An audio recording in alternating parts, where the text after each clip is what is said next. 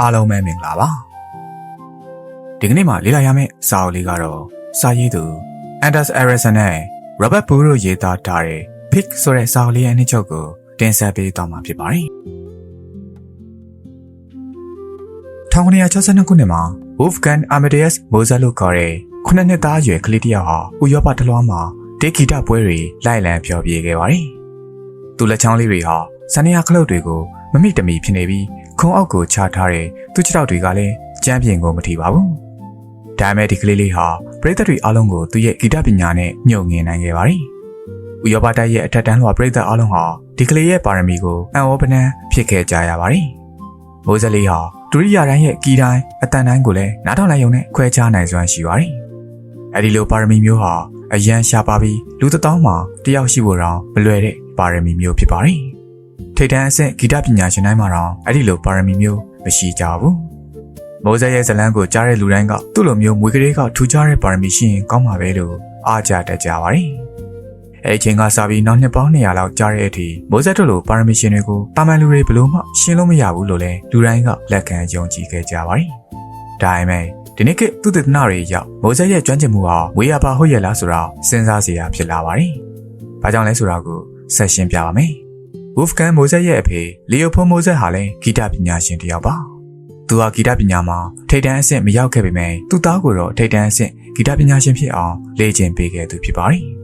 Mozart 4နှစ်သားအရွယ်ကလေးကသူ့ဖေကသူ့ကိုတယောနဲ့အစန္ဒယာတို့လိုဒုတိယတွေကိုအချိန်ပြည့်လေ့ကျင့်သင်ကြားပေးခဲ့တာပါ။ဒါဆိုရင် Mozart ရဲ့ကျွမ်းကျင်မှုဟာမွေရပါလား။သူ့အဖေကစနစ်တကျလေ့ကျင့်ပေးလို့ပါလား။ဒီမေကွန်းကိုစာရေးဆရာ Anders Ericsson နဲ့ Robert Bull တို့ကဒီစာအုပ်ထဲမှာသိပ္ပံနည်းကျအဖြေရှာပေးမှာဖြစ်ပါတယ်။ Pig စာအုပ်ရဲ့အနှစ်ချုပ်မှတ်စုကိုတော့အောက်ပါအတိုင်းအခန်း3ခန်းခွဲခြားပြီးဖော်ပြသွားမှာဖြစ်ပါတယ်။ပထမအခန်းလေ့ကျင့်ရင်ပါရမီရှင်ဖြစ်လာနိုင်သလား။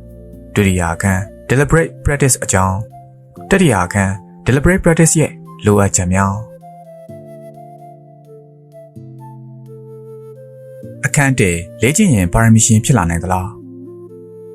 းသိပ္ပံနည်းကျသူသဒ္ဒနာတွေအရဘယ်သူမှဆိုပညာရပ်တစ်ခုကိုစနစ်တကျလေ့ကျင့်မယ်ဆိုရင်ပါရမီရှင်တစ်ယောက်လိုထူးချွန်လာနိုင်တယ်လို့ဆိုပါတယ်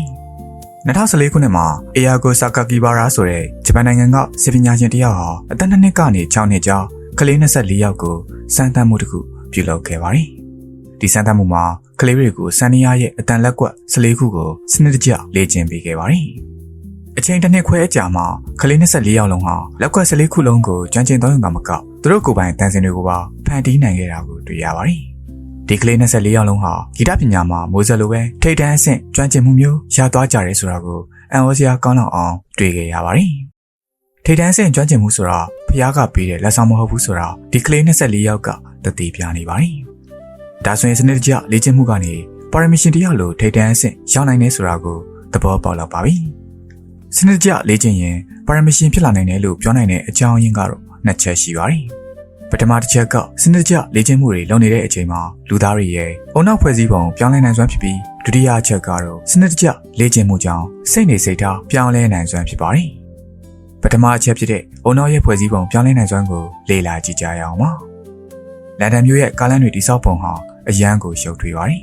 လန်ဒန်ရဲ့ taxi driver license စာမေးပွဲဟာကမ္ဘာပေါ်မှာအခက်အခဲဆုံးစာမေးပွဲလို့တော့တင်စားပြီးပြောကြပါတယ်။ဘာကြောင့်လဲဆိုတော့ taxi driver license ရဖို့အတွက်အဓိကလမ်းမကြီး6ခုစုံနဲ့ Charing Cross လို့ခေါ်တဲ့လမ်းစုံရဲ့6မိုင်ပတ်လည်ကိုခရီးစစ်တွင်းကြောင့်မှတ်မိရမှာဖြစ်ပါတယ်။လန်ဒန်မြို့ပို့ဆောင်ရေးဝန်ကြီးဌာနရဲ့တရားဝင်စာရွက်စာတမ်းတွေအရ taxi driver တိုင်းဟာ Charing Cross ရဲ့ပတ်ချာလည်မှာရှိတဲ့ဟိုတယ်တွေ၊ဈေးရုံတွေ၊ကျောင်းတွေ၊ကလပ်တွေ၊လမ်းတွေ၊ပန်းခြံတွေ၊ဈေးဆိုင်တွေ၊ပြခန်းတွေအကုန်လုံးကိုမှတ်မိရမယ်လို့ရေးထားပါတယ်။ GPS တွေ Google Map တွေမတုံးကားသေးတဲ့အဲ့ဒီခေတ်က driver တွေဟာလမ်းလျှောက်တက်တဲ့မြေပုံကြီးတွေလိုပါပဲ။သူတို့ခေါင်းထဲမှာလန်ဒန်မြို့ရဲ့မြေပုံတစ်ခုလုံးကိုအလုံးမှတ်မိကြပါတယ်။ဒါကြောင့်လည်းအဲ့ဒီခေတ်ကလန်ဒန်မြို့ရဲ့ taxi driver တွေကိုမှတ်ဉာဏ်ကောင်းတဲ့ memory guru တွေလို့ခေါ်ဆိုကြတာပါ။2000ခုနှစ်မှာလန်ဒန်တက္ကသိုလ်ကအုံနောက်နဲ့အာယုံကျော်သိပ္ပံပညာရှင်တစ်ယောက်ဟာအသက်50ဝန်းကျင်အရွယ်ရှိတဲ့လန်ဒန်က taxi driver 16ယောက်ရဲ့အုံနောက်ကို magnetic resonance ကိရိယာတွေနဲ့သူသေသနာလုပ်ခဲ့ပါတယ်။ဒီသူသေသနာမှာအဓိကအားဖြင့် driver ရဲ့အုံနောက်ထဲက hippocampus လို့ခေါ်တဲ့မှတ်ဉာဏ်နဲ့ပတ်သက်တဲ့အစိတ်ပိုင်းကိုလေ့လာခဲ့တာဖြစ်ပါတယ်။အဲဒီလိုလေ့လာလိုက်တဲ့အခါ driver ရဲ့အုံနောက်ထဲက hippocampus ဟာတခြားလူတွေထက်အရွယ်အစားပိုကြီးနေတာကို တွေ့ခဲ့ရပါတယ်ဒီနေရာမှာမေးစရာရှိတာကဒီ driver တွေဟာဝီဂရီက hippocampus သူများထက်ကြီးနေတာရောမဖြစ်နိုင်ဘူးလားဆိုတဲ့မေးခွန်းပါပဲဒီချက်ကိုဖြေရှာဖို့အတွက်အခုမှလိုင်စင်ဖြည့်ဖို့စတင်လေ့ကျင့်နေတဲ့လူတွေကိုပါသူတေသနပြုလုပ်ခဲ့ပါတယ်လိုင်စင်ဖြည့်ဖို့အစားပြီးလေ့ကျင့်နေတဲ့လူတစ်ယောက်ရဲ့ hippocampus ဟာတာမန်လူတွေနဲ့စိုက်တူဖြစ်ပြီးနောက်၄နှစ်ကြာလို့လိုင်စင်အောင်ပြီးတဲ့အချိန်မှာတော့တာမန်လူတွေထက်စိုက်ပိုကြီးနေတာကိုတွေ့ခဲ့ရပါတယ်ဒါကြောင့်ဒီသူတေသနက taxi driver ရဲ့အုံနောက်ဟာလိုင်စင်ဖြည့်ဖို့အပြင်းထန်လေ့ကျင့်မှတ်သားမှုတွေလုပ်ရင်းနဲ့ဖွဲ့စည်းပုံပြောင်းလဲသွားတယ်ဆိုတာကိုသက်သေပြနိုင်ခဲ့ပါတယ်ဒီသူတေသနလိုပဲတခြားပညာရဲ့နယ်ပယ်တွေမှာလည်းသူတေသနတွေအများကြီးရှိပါသေးတယ်ဥပမာအားဖြင့်ဂီတပညာရှင်တွေရဲ့အုံနောက်တွေဟာတခြားလူတွေရဲ့အုံနောက်တွေထက်ပိုဖွံ့ဖြိုးကြောင်းတွေ့ရှိခဲ့တာတွေသင်္ချာပညာရှင်တွေရဲ့အုံနောက်ထဲမှာတခြားလူတွေထက် gray matter ပိုများကြောင်းတွေ့ရှိခဲ့တာတွေစသဖြင့်ပါပဲဒီလိုအုံနောက်ရဲ့ထူးခြားမှုတွေဟာမွေးကလေးကပါလာတာမဟုတ်ပဲသူတို့အလုပ်လုပ်ခဲ့တဲ့အချိန်ကာလပေါ်မူတည်ပြီးပြောင်းလဲလာတာကိုနားလည်လာကြပါတယ်နယ်ပယ်ဆောင်ကသူတေသနတွေကိုထောက်ဆကြည့်လိုက်ရင်စနစ်တကျလေ့ကျင့်မှုတွေဟာအုံနောက်ရဲ့ဖွဲ့စည်းပုံကိုပြောင်းလဲစေနိုင်တယ်ဆိုတာညင်မရပါဘူး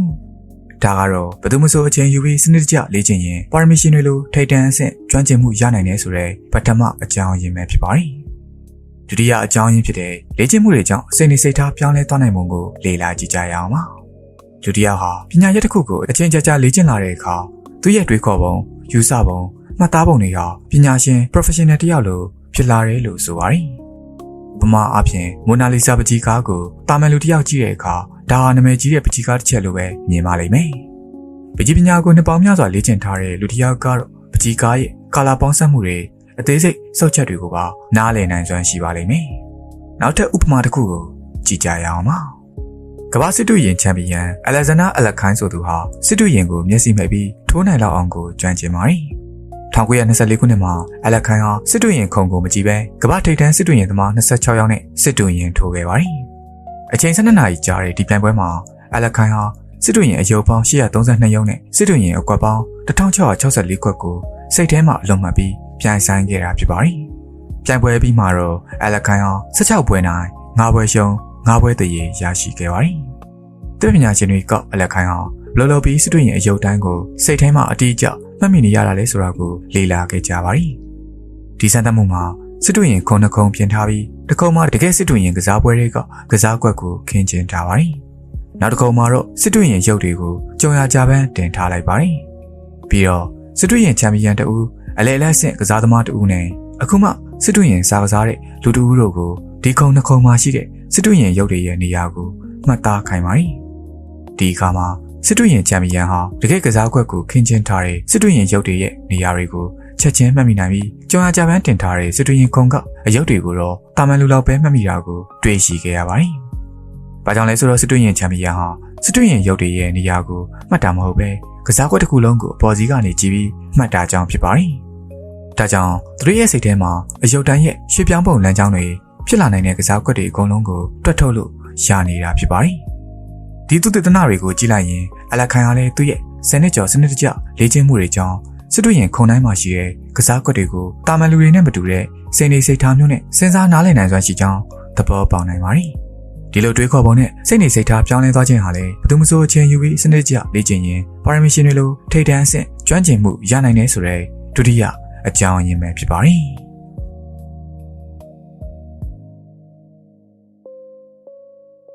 အခန်းနဲ့ရည်ရွယ်ချက်ရှိရှိလေ့ကျင့်မှု deliberate practice ဒီအခန်းမှာတော့ deliberate practice လို့ခေါ်တဲ့စနစ်တကျလေ့ကျင့်မှုတော့မဟုတ်ရည်ရွယ်ချက်ရှိရှိလေ့ကျင့်မှုဆိုတာကိုရှင်းလင်းဖော်ပြပေးမှာဖြစ်ပါတယ်။လူတွေဟာတစ်ခုခုကိုအချိန်ကြာကြီးလေ့ကျင့်နေရင်တစ်ချိန်မှာထိပ်တန်းအဆင့်ကျင်းတည်ရောက်မယ်လို့ထင်နေတတ်ကြပါတယ်။ဒါပေမဲ့သူတေသနတွေရောက်ထိပ်တန်းအဆင့်ကျွမ်းကျင်သူအလုံးဟာ deliberate practice နည်းလမ်းတွေနဲ့လေ့ကျင့်ခဲ့ကြတယ်လို့သိရပါတယ်။ deliberate practice ဆိုတာတစ်ခုခုကိုကျွမ်းကျင်လာအောင်ရည်ရွယ်ချက်ရှိရှိစနစ်တကျလေ့ကျင့်တာကိုဆိုလိုခြင်းဖြစ်ပါတယ်။ဘာရည်ရွယ်ချက်မှမရှိဘဲအချိန်ကြာကြီးလေ့ကျင့်နေုံနဲ့ deliberate practice ဖြစ်မလာပါဘူး။ဥပမာအားဖြင့်လူတစ်ယောက်ဟာကလေးဘဝကလေးကသူ့မိဘတွေနဲ့ tennis ကစားခဲ့တယ်ဆိုကြပါစို့။သူငယ်ငယ်တုန်းကဘောလုံးကိုထိချင်မှထိမယ်။မိဘတွေကိုနိုင်ဖို့ဆိုတာလည်းမဖြစ်နိုင်ဘူး။ဒါပေမဲ့ဒီကလေးကြီးလာတာနဲ့အမျှ tennis စွမ်းရည်တဖြည်းဖြည်းတိုးတက်လာပြီးသူ့မိဘတွေနဲ့လက်ရည်ကွာခြားမှုချင်းကျဉ်းမြောင်းလာပါလိမ့်မယ်။ဒါဆိုရင်ကလေးကအချိန်နဲ့အမျှလက်ရည်တိုးတက်နေပြီမဲ့မိဘတွေကဘာဖြစ်လို့လက်ရည်တက်မလာတော့တာပါလဲ။သူတေသနတွေအရလူတစ်ယောက်ဟာပညာရေးတစ်ခုရဲ့လက်ခံနိုင်လောက်တဲ့အဆင့်တစ်ခုကိုရောက်သွားတာကို effortless performance လို့ခေါ်ပါတယ်။ အဲဒီလို effortless performance အဆင့်ရောက်တဲ့အခါ deliberate practice နဲ့ရည်ရွယ်ချက်ရှိရှိထက်လေ့ကျင့်မှသာတိုးတက်နိုင်ပါတယ်။ရည်ရွယ်ချက်ရှိရှိမလေ့ကျင့်ဘူးဆိုရင်တော့ဒီအလုပ်ကိုနောက်ထပ်နှစ်ပေါင်းများစွာဆက်လုပ်လဲတိုးတက်မှုရှိမှာမဟုတ်တော့ဘူးလို့ဆိုထားပါတယ်။ဒါကြောင့်လဲကလေးရဲ့မိဘတွေဟာကလေးနဲ့နှစ်ပေါင်းများစွာ tennis ကစားနေပေမဲ့တိုးတက်မှုရှိမလာတော့တာဖြစ်ပါတယ်။ဒါကြောင့်ပဲပညာရပ်မှာမဆိုအမြင့်ဆုံးအဆင့်ကိုရောက်ချင်နေဆိုရင်တော့ရည်ရွယ်ချက်ရှိရှိလေ့ကျင့်ရမှာဖြစ်ပါတယ်။ဥပမာကမ္ဘာအဆင့် tennis သမားဖြစ်ချင်တဲ့သူဆိုရင်ပွဲတိုင်းကိုအာရုံစိုက်ပြီးကစားရမယ်။ရိုက်ချက်တွေတိကျအောင်လေ့ကျင့်ရမယ်။ဒါရင်မကစပေးပေါ်ပြီးတာပြန်စေတာခနာကိုဟန်ချက်ညီအောင်ထိန်းတာဘောလုံးလမ်းကြောင်းမှန်းဆတာစတဲ့အရေးချင်းတစ်ခုချင်းစီကိုတိုးတက်လာအောင်ရည်ရွယ်ချက်ရှိရှိလေ့ကျင့်ရမှာဖြစ်ပါတယ်။အဲဒီလိုလေ့ကျင့်မှုမျိုးဟာဘီဝါတွေနဲ့အပျော်စောတဲ့ tennis ကစားနည်းမျိုးနဲ့လုံးဝမတူတော့ပါဘူး။ဒီလို deliberate practice ရဲ့အကျိုးကျေးဇူးကိုသိသိသာသာတွေ့မြင်နိုင်တဲ့နယ်ပယ်တွေကတော့ဒေဂီတာပညာရပ် chess အားကစားစတဲ့ဓာတ်ရိုက်ပြန်ဆိုင်မှုရှိတဲ့နယ်ပယ်တွေဖြစ်ပါတယ်။ဒီနယ်ပယ်တွေမှာတာမန်လူတွေနဲ့ deliberate practice ရှိသူတွေဟာမိုးနဲ့မြေလိုကွာခြားသွားပါလိမ့်မယ်။အခန်းတော့ deliberate practice ရဲ့လိုအပ်ချက်များဒီအခန်းမှာတော့ deliberate practice ဖြစ်ဖို့အတွက်လိုအပ်ချက်တွေကိုဖော်ပြသွားမှာဖြစ်ပါတယ်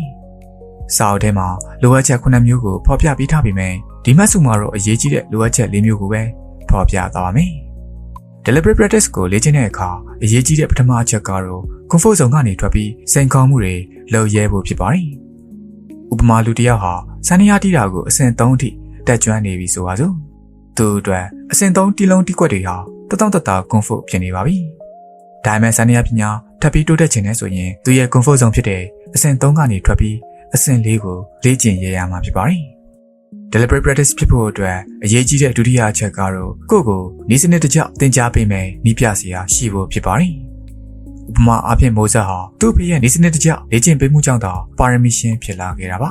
။ဒီတော့ဆရာကောင်းကိုရှာတက်ဖို့လိုအပ်ပါတယ်။ဒါပေမဲ့ချန်ပီယံတိုင်းလည်းဆရာကောင်းဖြစ်ချင်မှဖြစ်တာပါ။တချို့လူတွေဟာကိုယ့်ကိုယ်ပဲသင်တတ်ပြီးသူများကိုသင်ပေးတာတော့ညံ့တက်ကြပါတယ်။အကောင်းဆုံးနည်းလမ်းကတော့တပည့်ဟောင်းတွေရဲ့တိုးတက်မှုကိုလေ့လာကြည့်ဖို့ပါပဲ။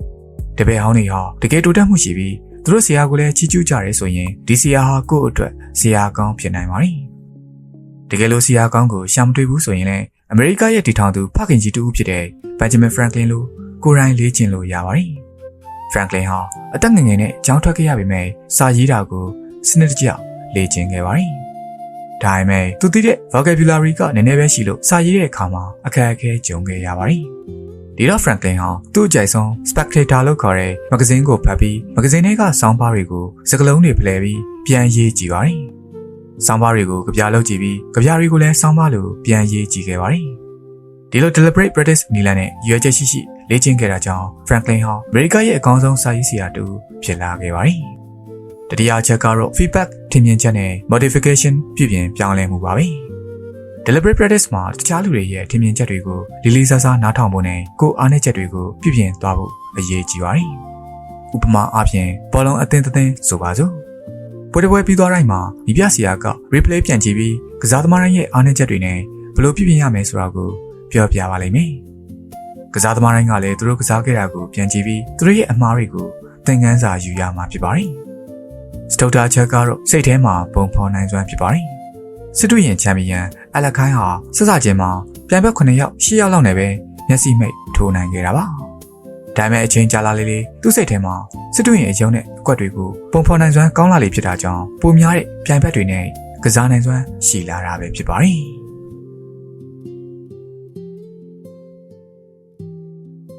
ဒီကိုကြောင့်အနေနဲ့ပြောရမယ်ဆိုရင်တော့ Pick ဆိုတဲ့စာအုပ်ရဲ့အနှစ်ချုပ်မှတ်စုကိုတော့ဖော်ပြပေးခဲ့ပြီးပါပြီ။ဒီစာအုပ်ရဲ့ပထမခန်းမှာပါတဲ့အဓိကအချက်လက်တွေကိုပြန်လည်သုံးသပ်ကြည့်ကြရအောင်ပါ။ပထမဆုံးအနေနဲ့ပါရမီရှင်ဆိုတော့ဝေးရပါသတ်မှတ်ချက်မဟုတ်ပဲလေ့ကျင့်မှုကနေပေါက်ဖွာလာသူတွေဖြစ်တယ်ဆိုတာကိုလေ့လာခဲ့ရပါတယ်။လေ့ကျင့်မှုတွေကြောင့်အုံနောက်ရဲ့ဖွဲ့စည်းပုံနဲ့စိတ်နေစိတ်ထားပြောင်းလဲလာပုံတွေကိုသိပ္ပံနည်းကျသူတေသနတွေနဲ့ဖော်ပြပေးခဲ့ပါတယ်။ဒုတိယအချက်အနေနဲ့ deliberate practice လို့ခေါ်တဲ့ရည်ရွယ်ချက်ရှိစနစ်တကျလေ့ကျင့်မှုအကြောင်းကိုအသေးစိတ်ဖော်ပြခဲ့ပါတယ်။နှစ်ပေါင်းများစွာအချိန်ကုန်ခံပြီးလေ့ကျင့်ရုံချွေးတက်ခံပြီးလေ့ကျင့်ရုံနဲ့ထိပ်တန်းအဆင့်ကျွမ်းကျင်မှုမရနိုင်ကြောင်းကိုလည်းလေ့လာခဲ့ရပါတယ်။တတိယအချက်အနေနဲ့ deliberate practice ရဲ့လိုအပ်ချက်တွေကိုဖော်ပြပေးခဲ့ပါတယ်။ကိုယ့်ရဲ့ comfort zone ကနေထွက်ဖို့ဒီစနစ်တကျသင်ကြားပေးမဲ့ဆရာကောင်းကိုရှာဖို့အခြားလူတွေရဲ့ feedback တွေပေါ်မူတည်ပြီးပြည့်ပြည့်ပြောင်းလဲမှုလုပ်ဖို့စိတ်ထဲမှာပုံဖော်နိုင်စွမ်းအားကောင်းဖို့စရတွေဟာ deliberate practice ရဲ့လိုအပ်ချက်တွေပဲဖြစ်ပါတယ်ခင်ဗျာ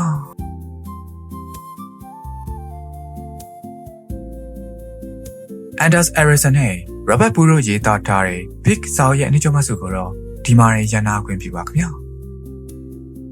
အားလုံးရှင်လန်းချမ်းမြေ့ကြပါစေခင်ဗျာ